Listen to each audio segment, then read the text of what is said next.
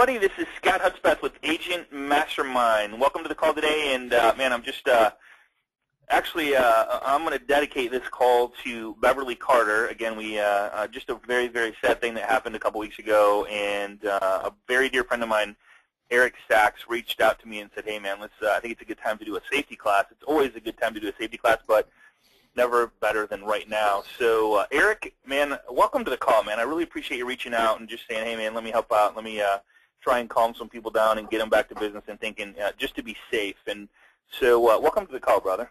Thank you. It's awesome. It's been a couple of years since I've been on with you guys, so it's great. Crazy. Thanks for having me. We've been doing this 2.5, almost 3 years now. January will be 3 years. Every single week for the last 3 years, it's been a good time. So it's a lot of work. A little bit about Eric. Do you care if I just tell him a little bit about you, man, to start with, and then we'll let you take the reign? Go for it.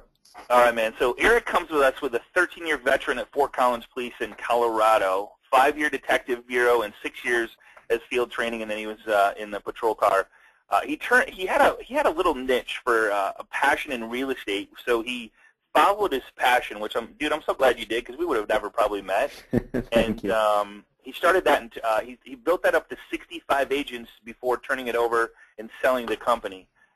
He's also co-founder of Breakthrough Broker, with 54,000 visits every single month and growing to his Breakthrough Broker website. If you haven't visited Breakthrough Broker, I would highly recommend going there. There's nothing you can buy there. Is that correct?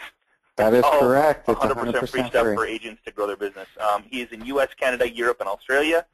He also has something new that we're going to be talking about down the road. It's called My Online Yard Sign, which is a listing photo branding tool to help agents brand their listings in syndication.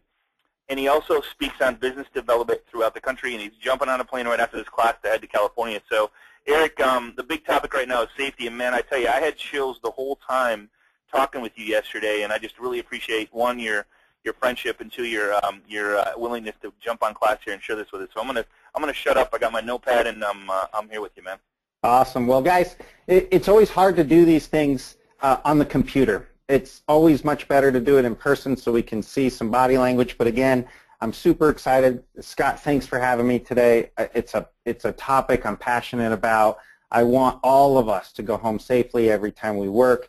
And so we're going to rock this out. I want you guys to interact, ask questions of Scott on your control panel as we're going, and if we will get to them at the end. So what we're going to talk today mainly is, are you ready? We're going to talk about preparation versus panic. We're going to talk about what to do, what to look for as we're going through our jobs. I don't have to go through this, although I will say it was kind of an interesting transition. When I went back to the street from the detective bureau, I was in $1 million homes in the middle of the night on false burglar alarms. You know, the mouse runs across the floor, sets off the burglar alarm. We'd go in with my rookies. My rookies were looking for bad guys, and I found myself in the kitchen admiring the granite and the backsplash. Isn't that funny? Along with pulling over realtors in Mercedes and BMWs, I thought, man, I could try this out. So I did it. It was fun. It worked out great. A couple other things, I'm SWAT negotiator trained, and so it's fun for me to do real estate and incorporate some of the skills I learned when I was chasing bad guys. What we're going to talk about today in particular, what I want to accomplish is understanding the potential. Now, it's a very sensitive topic right now. We know what's out there. We know what can happen because of what happened to Beverly. But we're going to talk about preparing yourself both mentally and physically, and that's the main way. What I'm going to keep preaching today is be the locked door. I'll explain that to you a little while later, but how to recognize a potential act and how to react and what to do if this happens to you. So if nothing else, I want to raise your awareness today. We're really at a high level of awareness right now, so I also want to bring you down a little bit, make you feel more comfortable in your profession. We're going to talk a little victimology. We're going to provide you with some things and tools to think about. We're going to tie your current skills to new techniques. You guys are real estate professionals. You have some great skills related to what you do. I'm not here to make you paranoid today. We're not going to make you paranoid, but we do want you to feel safer in your career. And we have to put food on the table. We still have to sell homes. This is happening, and we still have to show homes. And many of us are still going to do open houses. So I want you to feel safe when you leave the call today. And if we were in person, I'd ask you, what parts of being a real estate agent concern you most in terms of your safety today? What would you guys like to hear about? And that's a really rhetorical question because we're all concerned because of what happened to Beverly. And we're concerned with going home at night after we show houses, after we do an open house. And I want you to understand the potential out there. This is not new. I'm watching social media and I'm seeing all the things that are being said after what happened to Beverly, but this is not new. So before what happened to Beverly, we've been going about our profession. We've been showing homes. We've been meeting clients we've never met before. We've been doing open houses. But it's been going on for years. As a matter of fact, not just since 2011 have assaults increased. They've really accelerated. But since 2006, they've been increasing. And typically, I'll do a case study, and I want to get through all of this today in an hour. But this happened in 2010 or 2008 with Ann Walker, Sarah Ann Walker. And it happened in Orange County where an agent was raped and bludgeoned in 2010. And also in 2010, 2 agents were murdered on the job. And one of them was found dead inside a home near Kent, Ohio. Now, if you read this, it talks about his death, follows that of another Ohio agent. So this is not just women. A lot of what I've seen on social media in the past 2 weeks has been really geared towards female agents. And I want to calm all agents down. I want you to realize that this is both men and women who can be assaulted. So I hope we have men on the call today too that will really look at this potential and decide to do some things to make ourselves safer. So really, why is this happening to realtors? It happens to teachers. It happens in the construction profession. Without all professions in America, you can get hurt. You can be assaulted. But in today's real estate market, in our opinion, the reason it's accelerating from 2006 to 2014-15, is that the market's been difficult. It's been a roller coaster. Even in a good market, we're pushing harder to get the deal done. We're pushing harder to get that paycheck and to work harder and better for our clients. Our value proposition's changing with Zillow, Truly, and Realtor.com, so we're trying different things. And we may be pushing that safety envelope and pushing safety to the back burner because we're afraid of offending somebody or we're afraid of losing a deal. We really have to reel that in, and we have to be able to articulate to our clients why we need to be safe. And we're going to talk about some of that today. A few more stats. A few years ago, NAR did a really neat survey, 4,300 agents survey nationwide, and half of them said they had safety concerns. Now after Beverly, I'll bet you it's closer to 100%. But back then, 1 in 4 said they'd been harassed, actually been harassed. I taught a class last week. It wasn't even a safety class. I taught a technology class, and I asked this question, and almost all of them had felt at some point they'd received a phone call or been harassed on the job. They felt uncomfortable at an open house. So this should be a priority. And it shouldn't be in the forefront of our minds for the next month because of what happened to Beverly. It should be in the forefront of our minds for the rest of our career and creating a safe environment for all of us. So we're going to talk about what makes a victim. Does anyone have any thoughts on the call? And Scott, pipe up if some people are writing in their control panel. Well, what makes a victim? What makes a victim? I think it's if you're vulnerable to it. I mean, when you talked to a couple, I don't want to blow like what you're going to talk about, but I mean, I think just being alone would make you a victim. Okay, so you can be alone. I think you can still be alone and not have the word victim stamped on your forehead. But we in real estate, you've seen the agents who are running around with papers, flying all over the place and going to show properties, and they don't even know the combo to the property. We're going to talk a little bit about unprepared, right? Common victimology, crime of opportunity. So the FBI did a really neat study a couple of years ago. And what they did was they took 3 of the nation's top burglars, and they took them out of jail, and they sat in a car with FBI agents, and the FBI agents were doing a study. And they said, what did you look for in creating your burglaries? What did you do when you were looking for homes to burglarize? And you know what each one of these top burglars did? They went door to door checking doorknobs. And what happened was they burglarized, guess what? The ones that were open. The doors that were open. And so what happens is bad guys, they're cowards, guys and girls on this call. Bad guys are cowards, most of them. They're looking for crimes of opportunity. Burglars, don't want to go into homes that are locked. They don't want to go into a home where the lights are on, and they don't want to go into a home where there's a dog. So they keep checking and checking and checking and checking until they find a home that's open, that's easy to burglarize. People who want to break into cars, they walk down neighborhood streets at night and they check doors. They don't want to break a window. They don't want to be caught. The door that's open, they burglarize. They steal stuff out of the car. The burglars steal stuff out of the easy homes. So what I want to talk about today is you guys being the locked door. I want you guys to not be that crime of opportunity. And we're going to talk about, I see online, let's get apps. Let's get all these apps on our phone. How about not even needing the app? How about never being in a situation that you would need a safety app on your phone? And that would be if you're the locked door. Don't be the crime of opportunity. Do not. And we're going to talk a little bit about how we get there.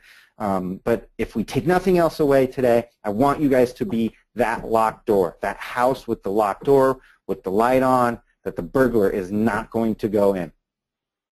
One quick tip on social media. This is a new slide in the presentation, and I'll touch on it for 2 seconds. But social media is so big in our industry, and there's so many coaches and trainers out there teaching you guys how to manipulate social media and use social media for your benefits. I'm one of them. But when it comes to safety, use common sense. How many times have you guys seen on your Facebook feeds, sitting out on County Road 32, no one's been by this open house, I'm so bored, make sure you come by. Yeah. I'm all by myself. Or they tweet out, open house up on Drury Lane, and no one's come by. I'd love someone to come by. So you guys have to be very careful in your social media to announce your statuses, to announce where you are or who you're with, to make sure you're not stamping the word victim on your forehead. Remember, we want to be a closed door. We want to be that locked door. So be careful with your social media. I could go on about safety and social media. I don't want to go there today. We have too much to talk about. We're going to talk about preparation. There's no secrets. It's a lot of common sense stuff we're going to talk about today, but many of the concepts can be applied to everyday life. So we're going to go over, we're going to try to give a real estate twist to all of this, and I want you to share some of this with your coworkers and the people you care about within your company. Many of these concepts we're going to talk about draw on the skills you already have as successful real estate agents. But we're just going to redefine some of these skills to keep you safe in real estate.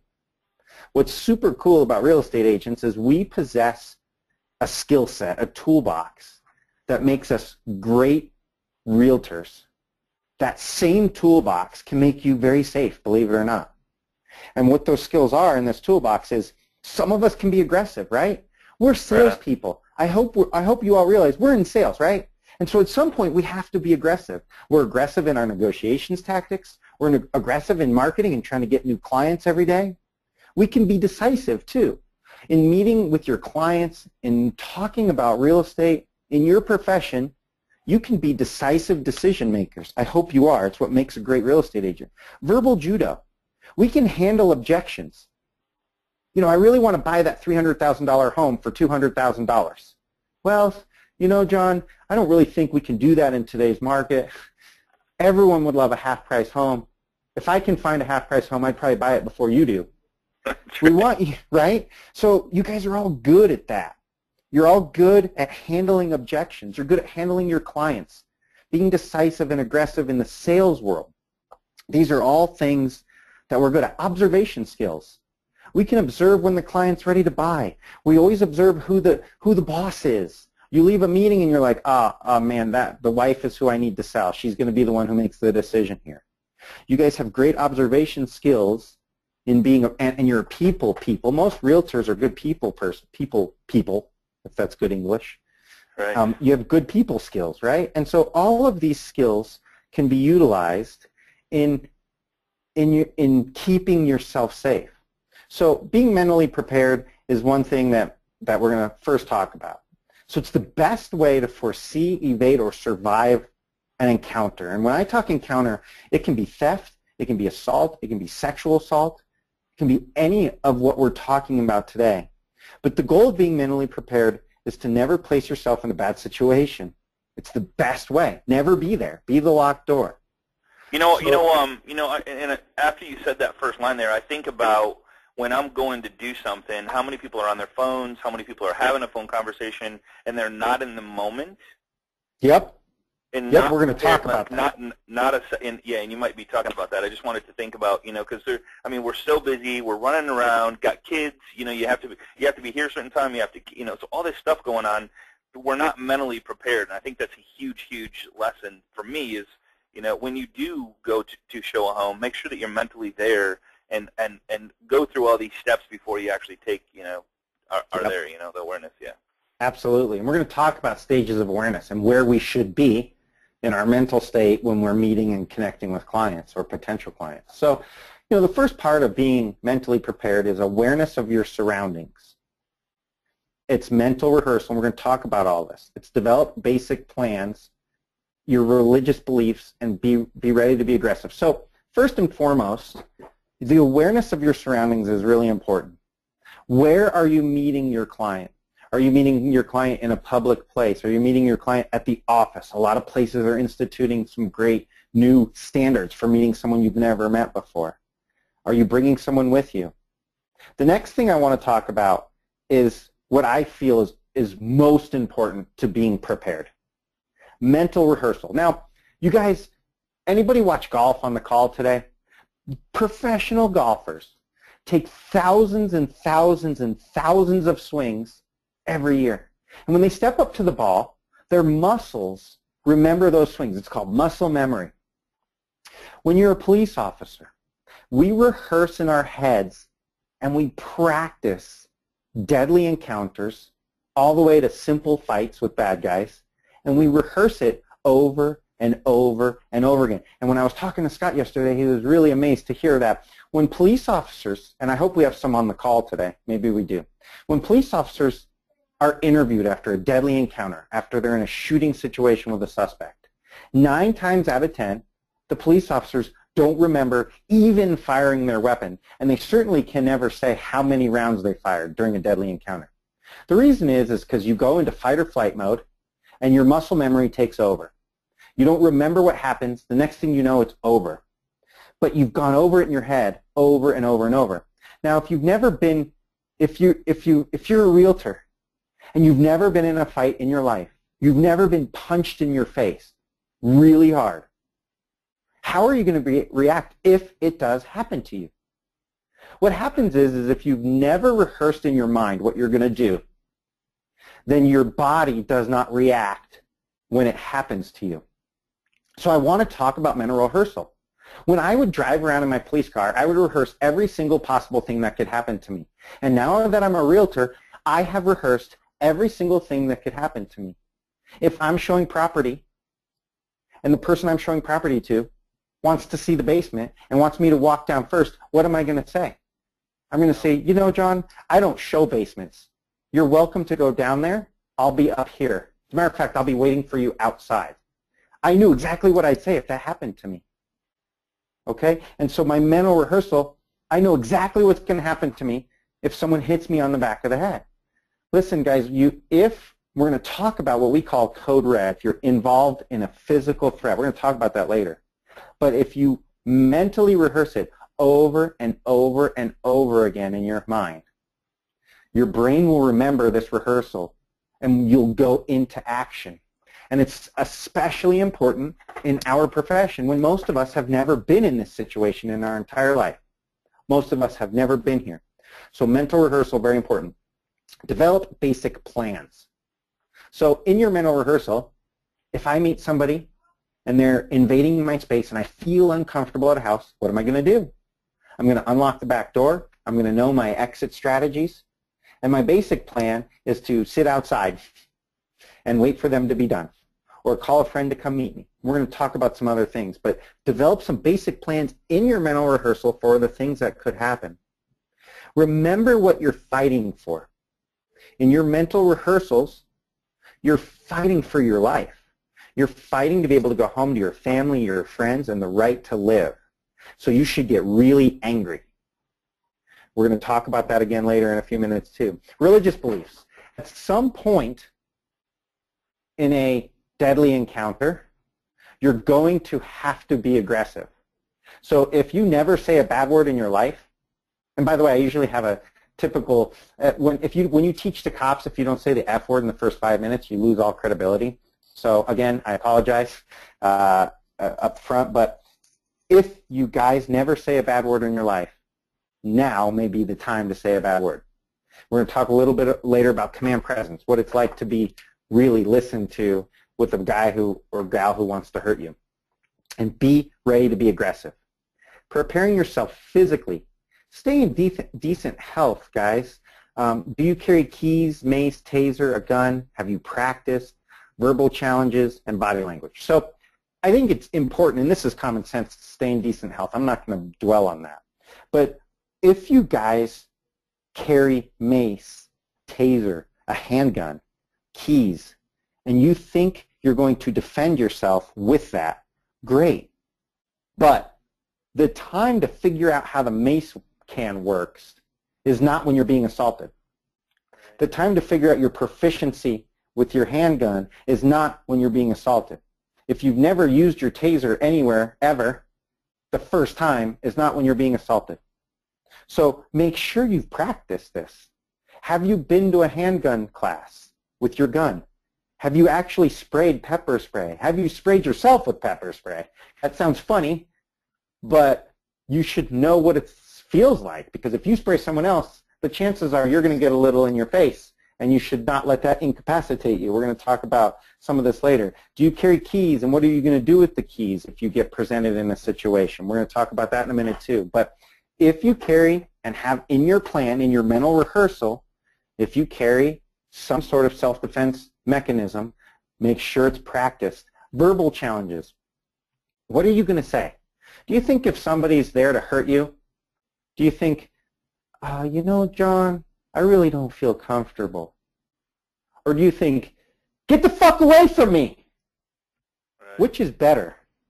Absolutely. Absolutely. Which is better? I apologize for my language, guys, but we talked before. Yep. Verbal challenges, you have to be the locked door. Bad guys are cowards. They are not going to hurt someone who they feel is going to be a problem. They're going to move on to the next one who's not going to be a problem.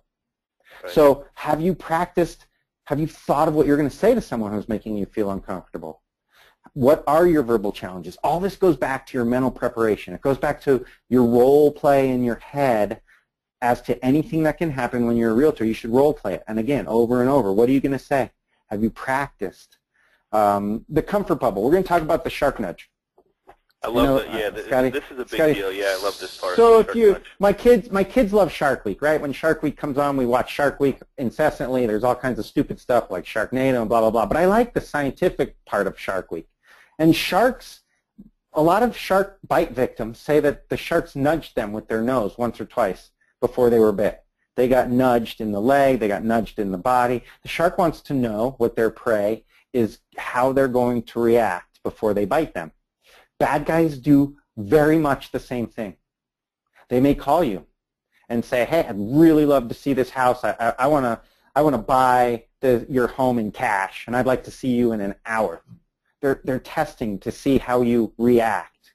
They may come into an open house and try to invade your personal space. That's a shark nudge. They want to see how you react. Do you move away?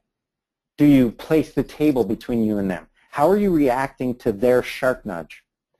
Do not let anyone invade your comfort bubble. And we're going to talk about how soon. Know what your comfort bubble is. Some people, I'm a hugger, right? And so I hug people all the time. I have a really close comfort bubble. Yep. But you know, it's just what is your comfort bubble, and are you recognizing the shark nudges? Are you recognizing what people are doing and saying? Are you in the moment? Are you in the moment? And then body language. Body language, body language, body language, both yours and theirs. So if you're paying attention to your phone, if you're watching your every 2 seconds, looking at your text message, looking at your Facebook while you're with this person, you're providing an opportunity. If you're slouched, if you don't know where you're going, if you're lost, if you don't know the combo to the home that you're showing, if you're holding 52 MLS listings in both of your hands, You're a crime of opportunity waiting to happen. If you're confident, if you stand erect, if you walk with conviction, you are not. Your body language is showing them that you're in control and you're not going to be a victim. You need to watch their body language. What are they looking at? You're there to show a home. Are they looking at you in your car, at your really nice watch, or are they looking at the house? These are all things you have to pay attention to when you're working on that. That has to be that. Truthfully, has to be the biggest one, right? I mean, they're not looking at the house or asking any questions about the house. It's probably not a good sign. Absolutely. Some of those are shark nudges too, and you have to be aware of them. We're going to talk about that in our response to what they're doing. But have one or two prepared immediate physical responses. You don't need 100. You need one or two. And be ready to move quickly and decisively, hit hard and fast, like your life depends on it, and you must be aggressive. Oops. Let's go back. So let's talk about be ready to move quickly and decisively. This is pretty interesting. When you, again, if you've never been in a fight before and someone's actually physically assaulting you, you have to know what you're going to do, and this comes in your mental preparation. I keep going back to your role play. What are you going to do? We'll talk in a minute. I like grab, twist, and pull. We'll talk about that in a minute. But be ready to move decisively. If you've never been in a fight before, something really interesting happens. When you hurt somebody, you tend to stand there and watch. Yep. Now, after you hurt somebody, after you grab, twist, and pull or poke an eye out or do whatever it is you need to do to survive, you don't stand and watch. We're going to talk about you leave that area quickly. You hit hard and fast like your life depends on it. Get angry, be aggressive, and then you run and get someone's attention. You don't stand there and watch admiring the hurt you put on someone or how much the mace is actually stinging their eyes. You run. You get out of there. So we're going to talk about awareness colors. We're going to talk about white, and that's what Scotty was just talking about when you're completely unaware of your surroundings. That's white. We see, and I managed realtors who were in this all the time. We really want to be in yellow all the time. This is a relaxed awareness. Orange is a specific threat has been identified, and red is you are under attack. Red is time to tick. So we're going to talk about all of these, and black is actually panic. We never want to get to panic. Now, you won't panic if you role play all of this in your head. So condition white. If you walk around in life and think this will never happen to me, I feel really bad for what happened to Beverly. I feel bad to what happened to those realtors in Ohio in 2010. But I live and work in the safest place in the world. This will never happen to me. I can talk my way out of anything. I've talked to a lot of men in this industry who say this to me. When I teach this class, I have guys say, I can talk my way out of anything. All right, have you figured out how you're going to talk your way out of a .45 caliber gun being held to your head when they want your car? You know, have you role played that? Great. Tell me you can talk your way out of anything, but make sure you role play it. Are you distracted during initial contact? No qualifying questions before or during. Again, looking at your texts, thinking about what you're going to do that night. Distracted or out of the office when showing or in person. Again, out of the office means, just like Scott said, not present in the moment. No plan before, during, or after. If you have not mentally rehearsed what you're going to do, if you haven't figured out that you're going to walk into a home when you're showing a property, you're going to let your client in first, you're going to walk in behind them, and the first thing you're going to do is tell them to check out the kitchen, and you're going to walk to the back door and unlock the back door. Why? Because mentally you've rehearsed that you always want 2 exits everywhere you go. When you go into your open house and you're sitting in the open house, where are you going to sit? Are you going to sit in the middle of the living room with a little table that you brought? Or are you going to be closed in the kitchen where there's only one way in and one way out? You're going to think about these things. You're going to sit in the middle of the living room, and you're going to unlock the back door. You're going to unlock the door to the garage, and you're going to have the front door unlocked. So if anything happens and you need to leave, you've got 3 exit routes, and you've thought about these things. In white, you don't think about any of this, and you're totally oblivious to the threats of the world around you. Now, being in white is... I think the big part is, like, we as people in general are trustworthy. I mean, we trust people. Absolutely. You know what I mean? That's the sad part, that we can't trust people. We have to actually just be aware of our surroundings. Right. I'm not talking about being paranoid forever. Right. And right. I like, you can go on vacation and be in white. I probably live in yellow my whole life, and it's because of what I did in the past. But it's okay to be at white sometimes, but it's not okay to be in white when you're working, when you're meeting a client. And so I agree. And so again, physically, anyone in the white condition, awareness level, during this has victim stamped on their forehead. You have no escape plan. You've not prepared verbal challenges or objections. You've done no role play in your head. You're wearing expensive jewelry, clothing, and this is a conversation I get in when I teach the class in person. How do you guys feel about clothing? What do you wear? Is it conservative? Is it racy? I don't know answers to this. You have to figure out what you want to wear. Do you have your cell phone out? Do you have your keys in your pocket? You just, you have to think about where you're at and what you're going to do. And if you're in condition white, none of this has come to your mind. This is where I would like most of you to be when you're working. Whether you're at the office, whether you're meeting a client, condition yellow is relaxed awareness. It's being present in the moment, like Scott said. It means having role-played what could happen to you so that you know what you're going to do if it does happen to you. And it starts with the first contact. So someone in condition yellow may make notes when they call you. What did they sound like? What were they talking about? Were they talking about the home? Were they knowledgeable about houses? Or were they talking about me? So in your haste to make the sale or get a client, don't slip back into white.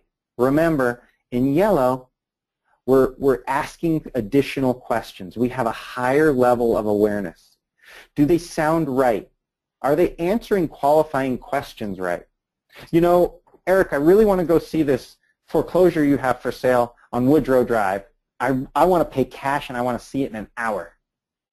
Great. And what's your name again? It's John. And your last name, Smith. Awesome, John. I'm just taking some stuff down for my notes. What's your birth date again? What do you mean? What do you need my birthday for? I just need it for all my stuff. And by the way, let's meet at Starbucks. That's a couple blocks away, and have your proof of funds available from the bank that you're going to buy this in cash for, because I just have to have that for my records. Click. That was a shark nudge. They were seeing if I would go show the property without asking those questions. Now, I mentally rehearsed those questions, so I knew that's what I was going to ask if this ever popped up. Do they sound right? If they say, yeah, absolutely. I work, Bank of America is where my cash is. I'll bring a letter from them. I'm happy to meet you at Starbucks. I've been looking at foreclosures all over the city. This one seems to be, in my price range. That would sound right to me. First contact. Do an assessment when you meet them in a public place, at the Starbucks, at the local coffee shop, at your office. What kind of car are they driving? If they're going to buy a $400,000 or $500,000 home and they roll up in a Pinto, that's probably a clue in my past life, right? Where are you looking? Is their appearance go along the lines of an investor that's buying a bunch of properties, or are they buying a big 4,000 square foot home for themselves, or are they a family? I mean, these are things that you want to look at when you first meet with them in a public place. More mental condition yellow. When you're inside the house, when you're showing a home, how do you show it? Where do you walk? Where do you stand? Now, in talking to Scott yesterday, I would like you guys in condition yellow to always be physically in control of your client. When you go up to the door and you're getting the code or the key, ask them to stand away from you for a second. Hey, can you just wait right here? I'm going to get the code. You want a few feet between you and your client. You don't want them right on top of you, whether you know them or not. You get the key out. You open the door. Who goes in first? You let your client walk in first. You're always behind them.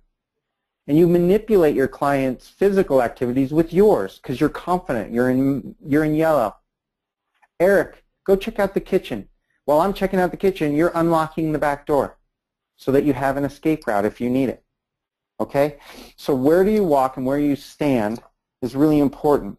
Have a plan. Again, if this person attacks me, what am I going to do? What am what am I going to do? And you should have this mental rehearsal. I'm going to hit hard, I'm going to hit fast, I'm going to be aggressive, and I have my escape routes. Call a friend. Do they have a plan? Don't get distracted. Know the combo at the door. Don't have to call, don't have to search. Make sure your hands are free. So again, and this is a big thing for cops. They always make sure their hands are free. Don't be holding a million things. Take a briefcase, have it over your shoulder, but make sure your hands are always free. Hands that are busy can't help you. If they're holding on to a million different things, they can't help you. And then prey versus predator. You know, you never want to be the prey. You don't have victim stamped on your forehead. You always have to be in control and in charge of yourself, physically and mentally. So know your escape routes. Here's a little thing I'd like for you guys to do if you'd like. Even if this is a little, if I have some managing brokers on the call and you guys are concerned with implementing policy at the office for safety, here's a little thing I like. There's all these apps out there, they're great, but what if your front desk knows you're showing a house at 10 o'clock and that 10 minutes in you call the front desk to make sure, to let them know you're okay. In police terms, we'd always say we're code 4, we're okay on a contact. So maybe you guys call the front desk and say everything's going great, thanks, or you have a code word. And the front desk knows that if you haven't called 10 minutes into your showing, they need to try to get a hold of you. So again, phone a friend or an office at 10 minutes with a safety word or phrase. So again, if we're talking about implementing new policy at your office, this is a really great one. This is a way to notify a person that you're okay or not okay. Or this could be with the buddy system too, right?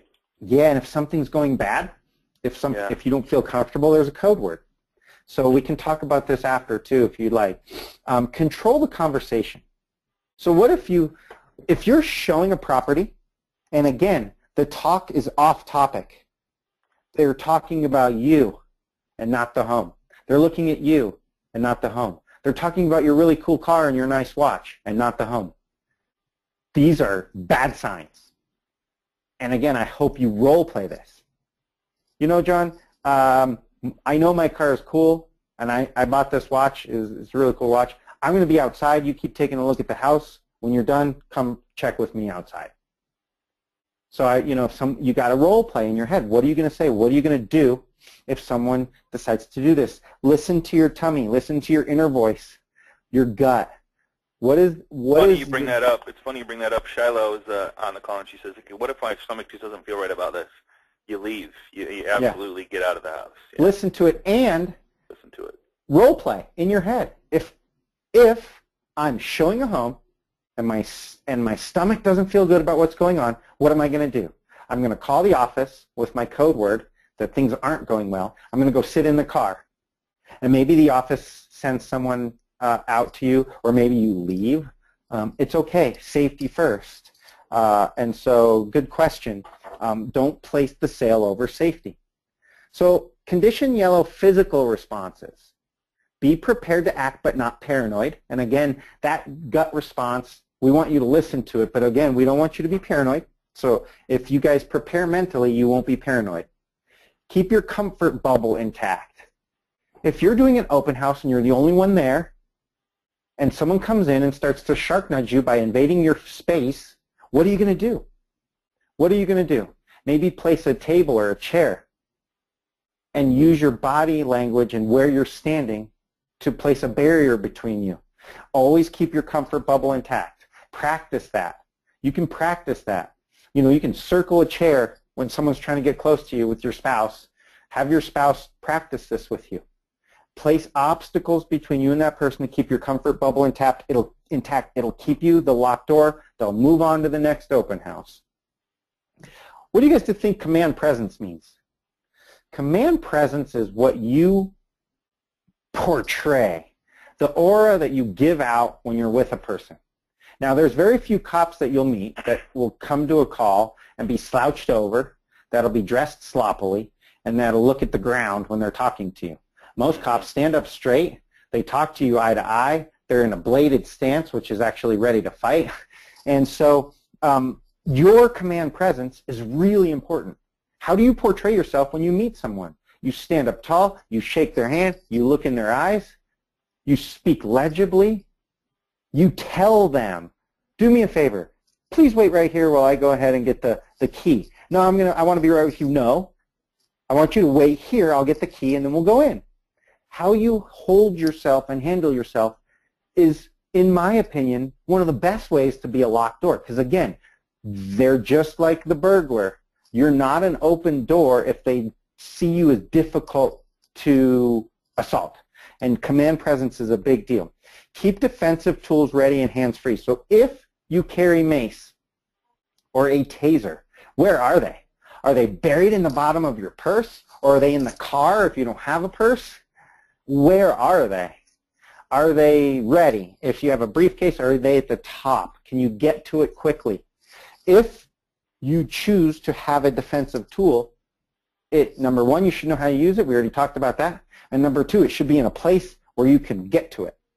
And control body movement. Again, this comes with command presence, but you have them walk first. You tell them, let's go look at the kitchen, and they walk in first. If it's a standoff, you just wait there with your hand up. Go ahead and you go look at the kitchen first. So control their body movement with your body movement.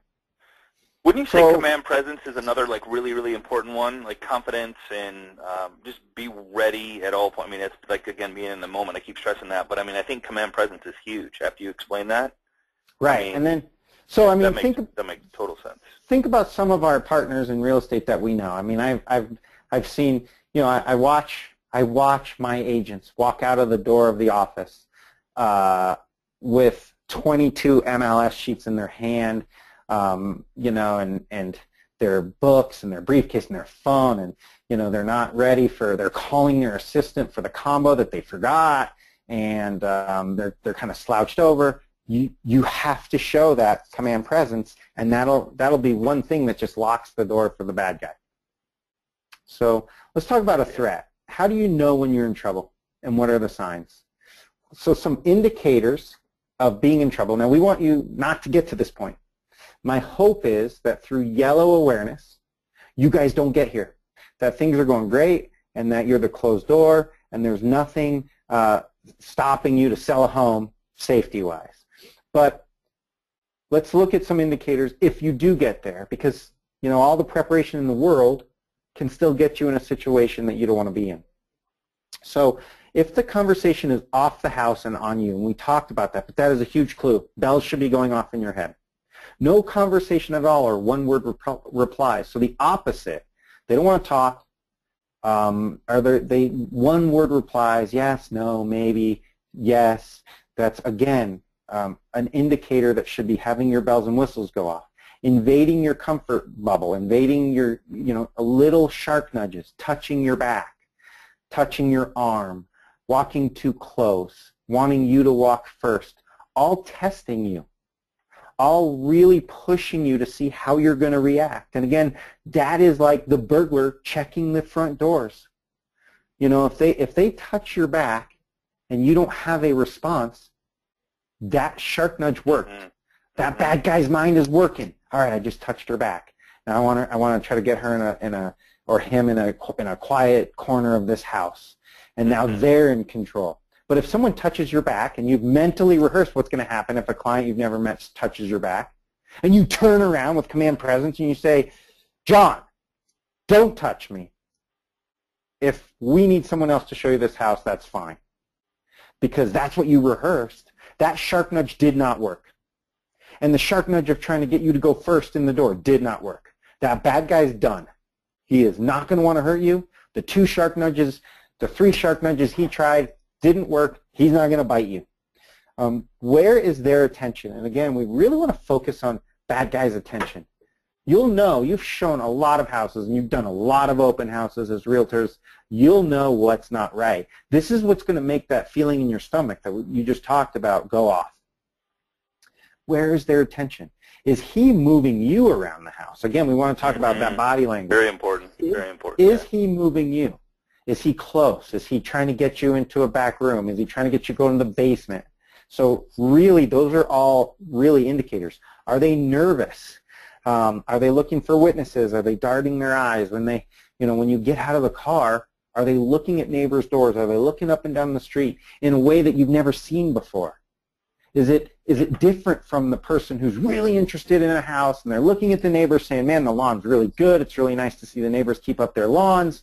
There's no cars on blocks here. I love it. Or are they looking around to see if anyone's out there? Okay. Is it an odd hour? Did they ask you to go to a home at a time where people won't be in the neighborhood? So make sure if they're nervous, if their eyes are looking around, if your creep alarm is going off, that's that feeling in your stomach, and utilize your skills as a realtor to realize this. Condition orange. Now we got a problem, right? We've gone from yellow to orange. My creep alarm went off. Things are not right. So we've escalated from yellow to orange. Don't second guess yourself. Guys, don't second guess yourself. Get out of the situation. Don't say, well, let me spend 10 more minutes with this guy, see where it goes. I really need the $10,000 commission. Let's see where this goes. That'll get you in trouble. If your creep alarm goes off and you've now escalated to orange, it's probably time to get out. Know your plan and use it. So you're in the house. You've asked him to go check out the kitchen. He didn't want to. He wanted to keep talking about you. You've unlocked the back door. He's following you around. He's moving you around. He's asked to see the basement or the upstairs bedroom, and your creep alarm is going off. Don't second guess yourself. What's your plan? What have you thought about doing? All right, well, my creep alarm's going off. I'm in a house. I'm not having fun. I'm going to call my office. I'm going to check in and give them a code word that says things aren't going well. And I'm going to go back to the car. I'm going to tell my client whatever your plan in your mind says. I'm having a problem at home. I got to take off. Have a great day. I'm out of here. Or lock the door or don't lock the door. Don't worry about those things. Get someone else to go lock the door after you leave. It doesn't matter. Get out. Have strong verbal response ready. Remember we talked, I said the F word really loud. Some of you guys might have been offended. I hope not. But have your verbal response ready. This is the time to go for it.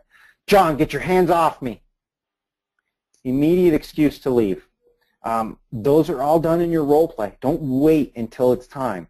Guys, I keep talking about that. Role play, role play, role play in your head. Store things about the person for later report to police. So remember, guys. Tara Lee said, this was great. Tara Lee said she takes a picture of the car when it Love pulls up, and they let them see her take the picture. Perfect. I love it. So this is this point right here. Store things about the person for later report to police. Yep. The car. Take a picture of the car. I love it. Let make them sure see you do it. Let them see you do it, and then text a picture of the car to your friend or whatever. I mean, it's really easy to do.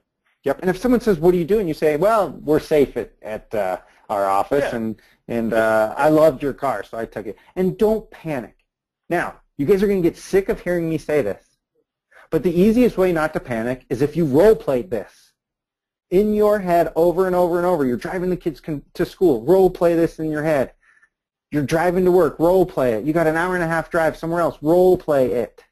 Because by role playing, by understanding how you're going to react in a really scary situation, you will not panic. You won't panic. It's how we did as cops when we were in a scary situation. We didn't panic because we practiced it a million times, literally, before it ever happened to us. And sometimes it never happened to any of us in a 20-year career, but sometimes scary things did happen, and we handled it and didn't panic because we practiced it in our heads. Physically, we're in condition orange. What do we do physically? We're no longer in yellow. Our creep meter is going off. What do? We take control. We implement our plan. We control the conversation and look for responses. You start asking a lot of questions. You get them talking.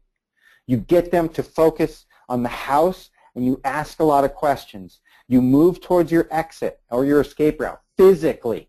As you're asking them questions, what do you think of the kitchen?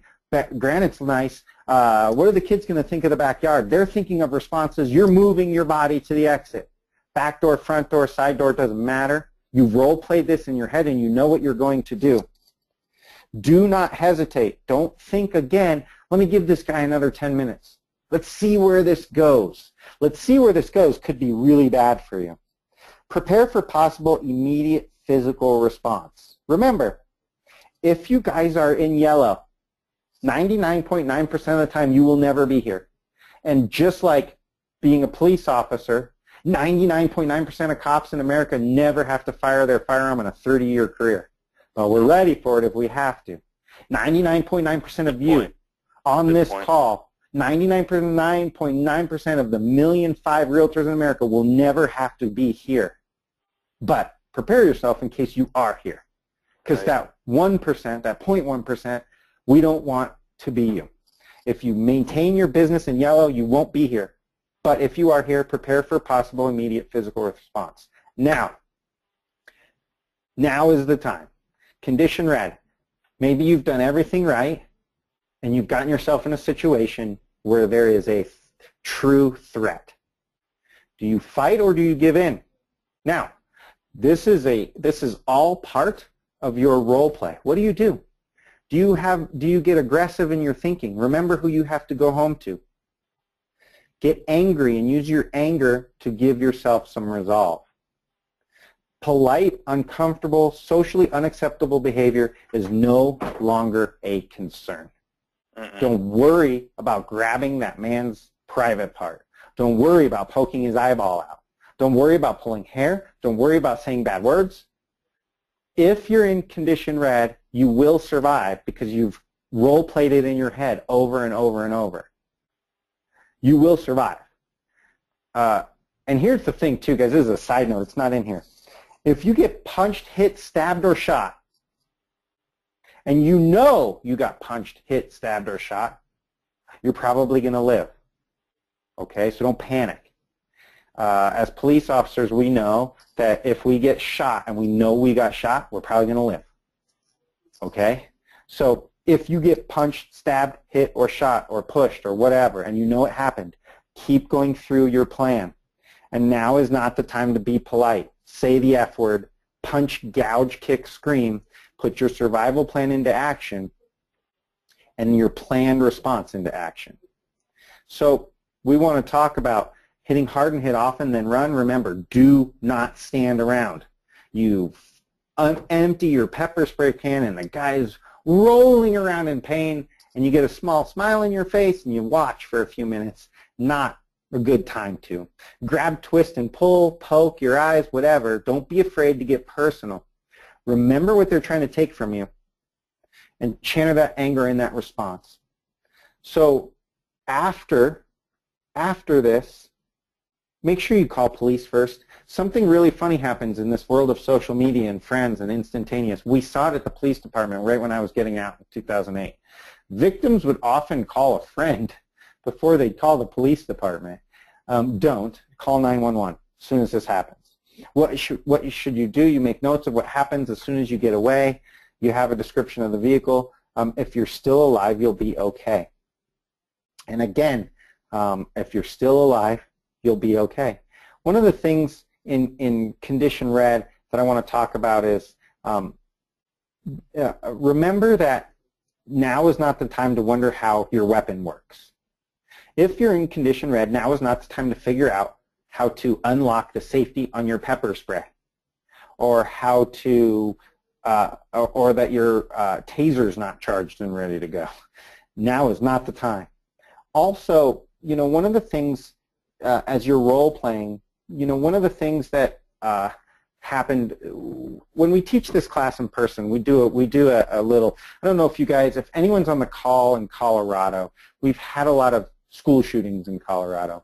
And as police officers, we've done a lot of debriefing. Well, several years ago, there was a shooting in Bailey, Colorado, where a gunman took a whole class hostage for about 5 hours.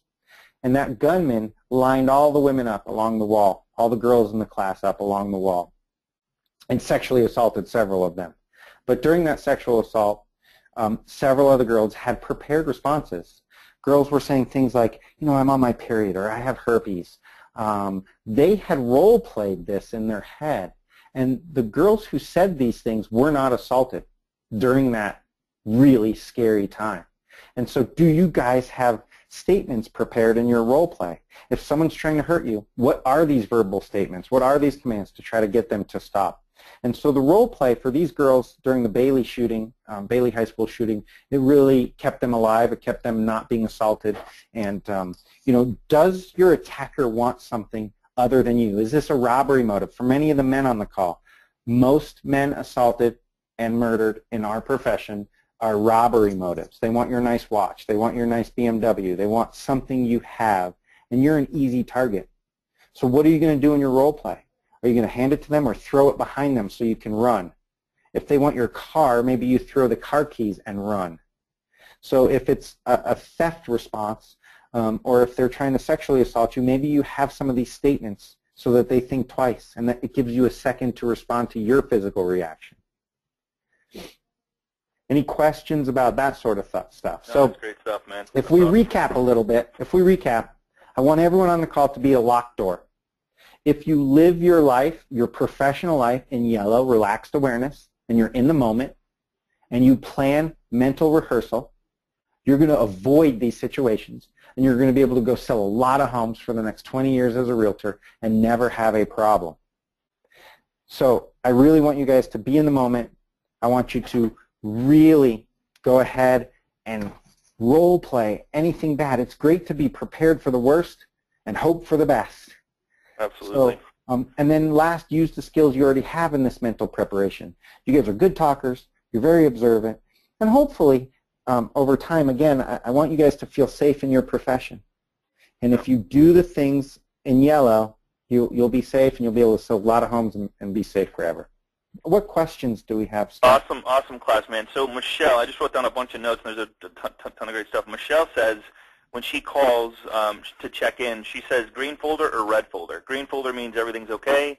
Like, hey, it's in the green folder. Hey, it's in the red folder. Or, hey, could you check in the green folder? Like, so green is good, red is bad. Perfect. That's her check-in point. I thought that was great. So Absolutely that could be your code word. Yep, great that's job, great. guys. Love it. Picture, I love the picture of the car, picture of the person. Even if you're not doing it, if you're taking that, I mean, just I would do it. I love that.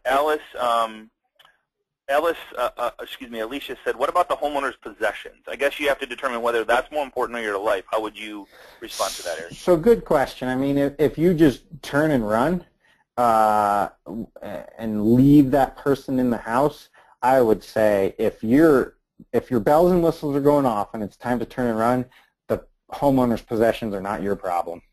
Absolutely. Yeah, safety's more first. Lindsay, she said she used to be good, but now she's pregnant. So she has those concerns of as far as health and pregnancy and different disabilities as far as that goes. Any suggestions on that front? You know, I would say just partner maybe. Yeah, partner or show property until you don't feel. You know, I think if you maintain these same skills, you won't get yourself in that situation. At the time you feel unable to show properties, have someone else do it for you or go with you. Good question, though. Yeah, great question. Another one, this is a good one. JH said, ride in the car. A couple of people asked this, ride in the car or have them drive their own car? Well, your car, like, so ride with you or? So I'm also a big fan of being a great buyer's agent. And in my opinion, being a great buyer's professional, you ride in a car with people because it's the best way to, remember guys, we're in this profession to make money, right? And we want to get referrals for the rest of our life.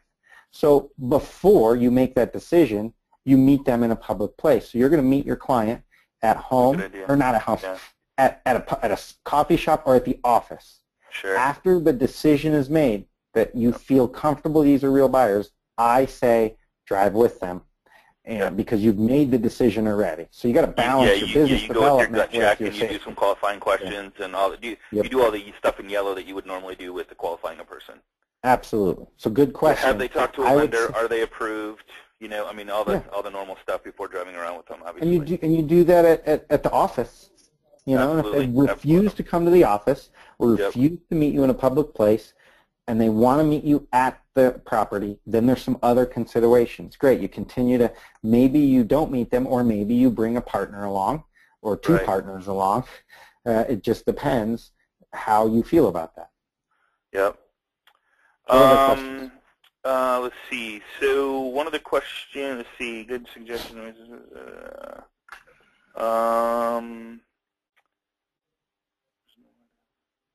What about going to a home to list the home? I guess that's, how would you, is there anything different you would do when you go to somebody's home that's their home? Really good question. Just let people know where you're going. That's a great question, though. Really great question. So again, I would implement all of the. So there's two things you can do on this. If on your initial call they check out and you're fine, that's, make sure you're asking the right questions. Number one. Number two, you can always bring someone with you to your first meeting. And number three, it's not inappropriate to ask a listing to meet you first at the office or at Starbucks. Absolutely. If someone's like, well, I just want you to come check the house, great, but it's our office policy that I meet all clients first at the office. Just come into the office, we'll talk about, I want to really present to you my marketing plan before I come check out the house. Okay. Great idea. Great question. Jay Fort said, what about like when you do feel uncomfortable saying, hey, somebody else is going to be coming to see the house shortly, so I'm just going to wait outside in case they show up. That would be an uncomfortable feeling that you could get you out of the house, but also let them aware that there's somebody's going to be showing up as well. Maybe they'll panic, maybe they go, but it might get you out of a situation. So I thought that was a good idea as well. I love that excuse, and that has that's mental preparation right there. That means that is mental preparation. You role played this, and I love that when you can do this every time you show a property. Every time you get in the car and say, I heard from the showing company or the listing company that there's like 5 showings at the same time. So if we run into somebody, I'm sorry. I hope we don't run into anybody. Right. So, great response. Someone's thought that. Whoever asked that question or made that comment has thought this out. So I love it. Guys, it's okay to fib a little. It's okay to. Just for your safety, it's okay to lie. Absolutely. If you don't know that there's 6 people seeing the house, who cares? This is your safety. Right. Vicky asked a great question. She says, lock door behind. Like once you get in with the person, she says, lock door behind you so nobody else comes in. I don't know. I don't like that. No, I don't like that either. In my opinion, you want to keep all your exits open. Okay. So I would not recommend locking the door behind you. I just would not recommend locking the door behind you. Yeah.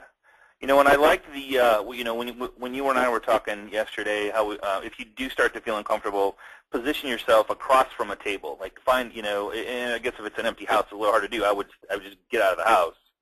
So working on that, like I said, role-playing with your spouse is a great way to, if someone's trying to invade your comfort bubble, placing an object between the two of you, walk around a table, talk over the table, walk around a couch, all kinds of physical barriers to make sure that person knows that they are not getting close to you. Yeah.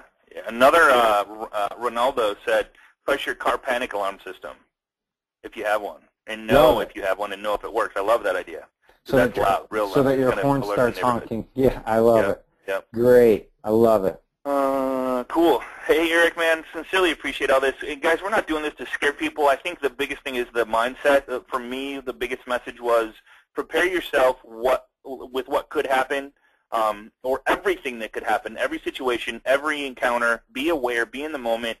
Stop looking at your phone. Stop looking at your text. Stop checking your email. Stop playing on Facebook. And I'm not saying playing, but like it's so addictive to do that stuff. But when you think about your safety, it's not a time to be checking that stuff when you're with somebody or going to meet somebody. Start preparing yourself mentally for all the different situations and be alert.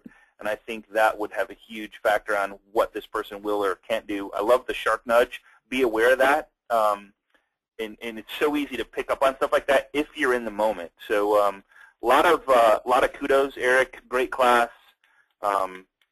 I really, really appreciate you doing this, and I appreciate everything you do with Breakthrough Broker and just everything you have going. So, dude, I'd love to have you back on and share your other stuff to help agents. And guys, I hope you got something out of this. I appreciate it. I would really appreciate it. Any kind words you would, if you've never been with us, or this is your first time. Say something nice about Eric on the private Facebook group. We're at 10,000, almost 700, going to be to 11,000 soon. Don't be shy to ask questions, guys. If you don't ask questions, we can't help you. So it only shows up in the group. It doesn't get posted to your page or personal page of your friends or family or coworkers don't see it. So the only way we can help is if you ask questions. Be safe, be in the moment, stay in yellow. You guys can always tag me in a question. I'll be happy to answer. I'm part of the group. Also, my email is Eric, ERIC, at breakthroughbroker.com. Common spelling. Eric, ERIC, at breakthroughbroker.com. I'm happy to speak with any of your managers if you guys are doing some new policies and procedures around safety. I'm always happy to talk to anyone. It's what we do. So give me an email. Best webinar so far, man. Best webinar so far, people are saying. Well, thanks. So, I appreciate it. That's really nice. Yeah, and I tell you, and I'll leave you with this. Eric and I talked about this last night. It's like a lot of people have said, I've been to a safety course. I don't think there is enough safety courses out there. You can always pick up one more thing, or one more mindset, or one more saying, or one more script, or just the more you do it, the more you prepare, the more you're mentally ready for whatever is coming at you. I just think it's going to get you home safe at night. So I hope that we can help one more person, or God, I hope we can help millions of people to never have this happen to them. And just and if you, for whatever you do, have conversations with your children and your spouse, and talk about this. I was talking about this last night. I couldn't stop talking about it with my wife and children last night. After I had the conversation with you, Eric, and it was just it's just good to be aware. You don't realize all the little things that could protect you. Just being mentally ready in your awareness and your how you stand. Just that little thing in itself is huge. So I appreciate everything you do, man, and I'm just glad to have you as part of the Agent Mastermind, man. I really am. Yeah, it's fun. I love it too. I look forward to keeping in touch with anyone. Any of you California realtors on the call, I'll be at the car conference today. So come check me out. Safe travels, guys. Brother. Talk to you soon. Take care, everybody. We'll see you same time, same place. Got an awesome class next week for you. Don't miss it. We will see you on the web. Take care, everybody. Bye-bye.